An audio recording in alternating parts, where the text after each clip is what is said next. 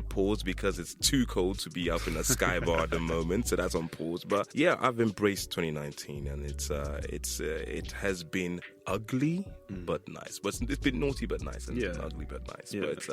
But it's been beautiful, and I wouldn't go through it again.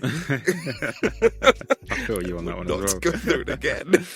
But one of the highlights has definitely been the Beats and Ball show. It's been fantastic. It's really kind of just let me come out of my shell and come out of my, express myself. And well, if those that know me know I love to express myself, as Mr. Chris always says. You're a talker, aren't you? But yeah, so it's been fantastic. So I'm going to go into Christmas season and the festive period very, very high on spirits and high on spirits. Yes. Yes. Do you want to repeat that again? High on spirits. Baller of the week. Yeah, let's do this. You know what time it is? Is it that time already? Yeah. Already? Okay. I want to go out with a win. I'm coming out with 2019 with a win. So, okay. You introduce what we're doing. All right. Mr. So, J. people, if you're not familiar with Baller of the Week, it is the part of the show where me and Ken go head to head. We nominate somebody or some people who we think has had an outstanding week in some sense, or maybe more metaphorically, just a longer period of time. Yeah. But is relevant specifically to this week for whatever reason. And the judge, as ever, is Mr. Crisp. So Mr. Crisp, how are you feeling about this one? Do you think it's going to be... I mean, you don't know who we've nominated. You tell me. Exactly. So this is going to be a bit of a decider for the year. So whoever wins has got the bragging rights, could go into high spirits towards the end of the year. But before we actually get started on that, right, I do want to say that there are... So some of the people I've nominated this year, okay. So Katarina Johnson-Thompson, Dina Asher-Smith, and Lewis Hamilton. Yeah. Do you know what these three people have in common? What is that? It's excellence. Excellence, greatness. That has been recognised by the BBC. They're on the shortlist for Sports Personality of the Year. And yet they didn't win. And none of them won. Do you know how irritating that is? None of them were good enough for Baller of the Week. Well, So I've come up with some clingers, some clangers and winners. So I'm looking for money being passed under the table because I'm baffled. I'm absolutely baffled how this is still tied. Hey, Mr. Hustler, I gotta get on with it. Get on with it. Go. So, Ken, kick us off, man. Okay, right. So, I haven't come with a Baller of the Week. I've come with a Baller of the Year. Because it's the last show of the year, I thought we had to come with something special. I really wanted to end the year. Now, seeing as how the year was for me, I wanted to kind of reflect my Baller of the Year with someone who reflected an inspiration to, because I'm trying to be an inspiration. You know me, I'm always trying to inspire people. I'm always trying to motivate. This year, we sadly had someone pass. And he's going to be my Baller of the Year. Sadly, this year... have you nominated him before? No. Okay. The marathon continues. Nipsey Hussle passed away, and he's going to be my Baller of the Year. Okay. Now, he's my Baller of the Year simply because he was an inspiration. This is a man that grew up in the streets, in the hood, became a very recognized as a legend in the music game. Has collaborations with almost every sort of all the major stars. Your Futures, your Drakes, Migos. He's done tracks with all the big guys in the industry. But he always kept it 100 with his fans and with where he came from the streets. So he wasn't the rapper that he was really recognized for his work in the community more than anything else.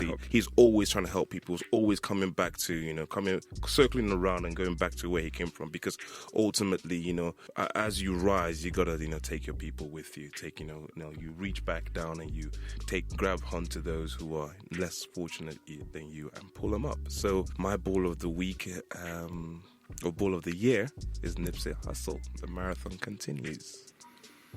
Okay, man. Wow. Mine is quite similar. My Baller of the Week turned 50. This week or last week. Oh, Ken. So he's It's Jay-Z, man. It's Jay-Z. He's we were talking about him a little bit earlier, weren't we? So I think he's produced or he's released sort of 13 studio albums since '96. Can we disqualify? I believe. But don't do this. That's I not mean, fair. That's my idol. Don't do this. I'm so upset with you right now. I'm losing it. You should have gone there then, Ken. You should have gone there. So yeah, basically, I kind of just wanted to pay homage. Turned 50 this week.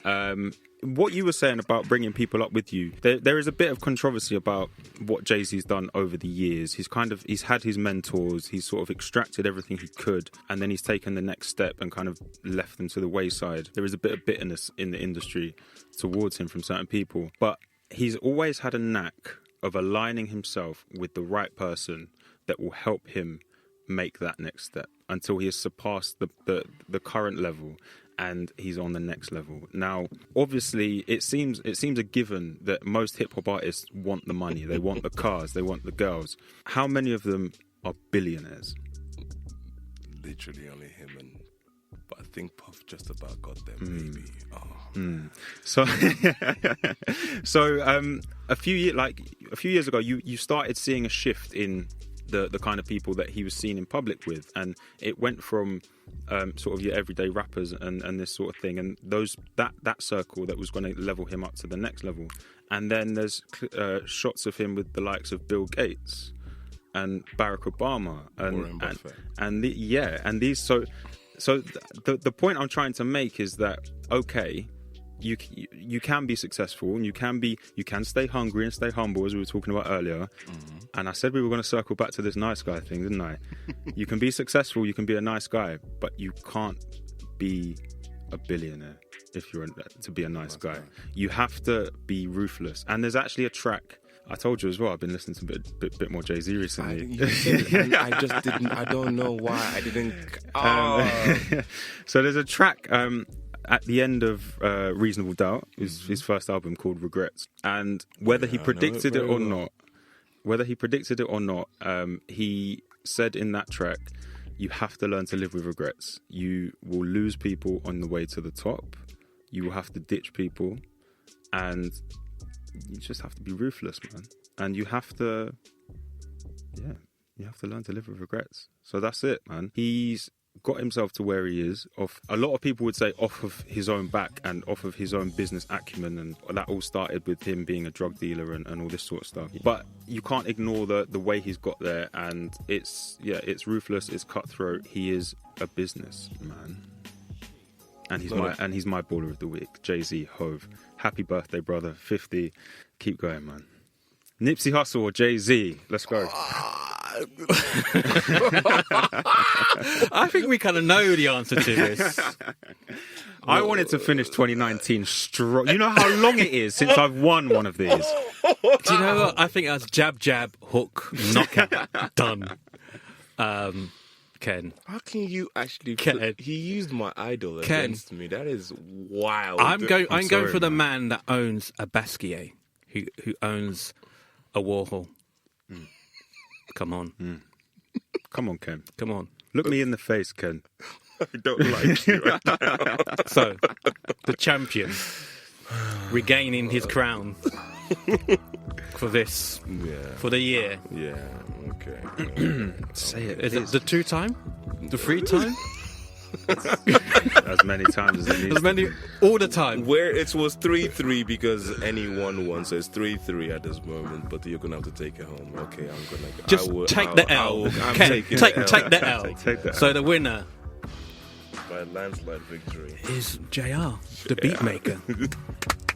With his Jay-Z. I'm going to applaud myself because I have to. That was an unbelievable knockout. Oh man, I really AJ'd you there, didn't I? Yeah, you did. Yeah. You really did. You circled around. You just kind of like, oh, Ken, go first. I plotted it all out so perfectly, and I'm so happy. Good. All right. Then. Right. So on that note, we have to round off not only the show but 2019. Thank you to everyone that's joined us for the journey. We hope you've had as much fun as we have. It's been amazing. So it's So yeah, Merry Christmas to all and Happy Holidays and all that good stuff. Don't Again, drink too much. I mean, or drink as much as yeah, me. like if you want to, Be responsible. Yeah, drink responsibly, .org. gamble responsibly, all that good stuff. .org. But you know, good tidings, good tidings to all. Good tidings. Have a good time. Have a great time. And in 2020, the Beats and Ball show is only going to get bigger and better. We've got a lot coming. We know that the Too Hood for Cricket episode went down like a storm.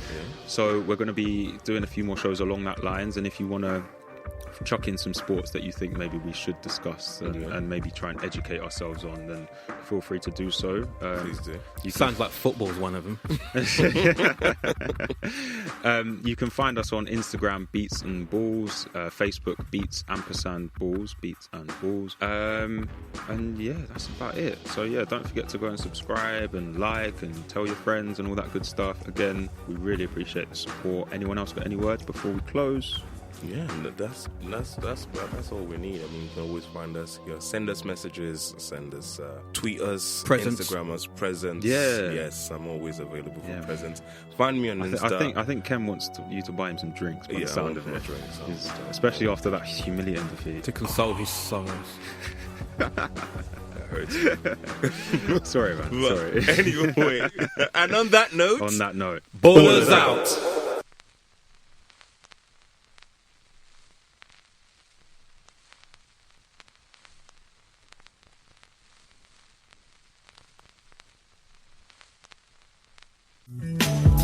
This is the #1 rule for your set. In order to survive, gotta learn to live with regrets. On a rise to the top, many drop. Don't forget, in order to survive, gotta learn to live with regrets.